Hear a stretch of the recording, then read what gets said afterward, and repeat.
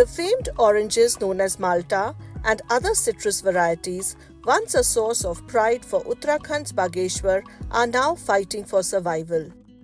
Farmers say that climate change has taken a toll on their once flourishing groves, which now demand greater attention and care.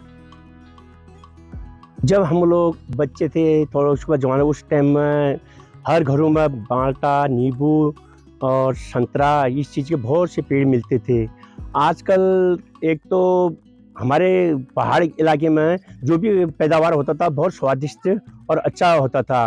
अब इस time में क्या है, एक तो पर्यावरण का भी असर पड़ गया है जिसके कारण पेड़ जल्दी से सूख जा रहे हैं। इसलिए सभी जितने भी कृषक है ग्रामीण लोग हैं उन लोगों ने इस पर थोड़ा ध्यान देके पौधों को संरक्षण देके टाइम से उनका गुड़ाई निराई करके उनमें पानी डाल के उनका संरक्षण करना चाहिए।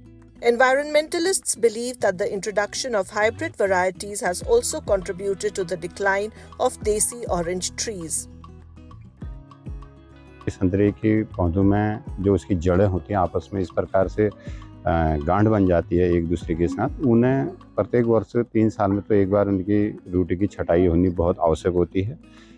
ऐसा भी कम किसान कर रहे होंगे तो उसके जो फलों में रस की मात्रा कम हो जाती है। दूसरा कारण ये है कि आजकल जो हाइब्रिड हमारे वैज्ञानिकों ने फैला दिया, जितनी हिसाब से और जितनी खुराक से और जितने मेंटेनेंस से जिस टेम्परेचर से उन पौधों को डेवलप किया जाता है हाइब्रिड बीज को, अगर उसका उस हिसाब से नियमित उसमें दवा का छिड़काव नहीं करेंगे तो जो हमारे पुराने और यहाँ की जो प्रजातियाँ थी उनकी अपेक्षा वो उतने दीर्घकाल तक स्वस्थ अपने को नहीं रख पाते हैं।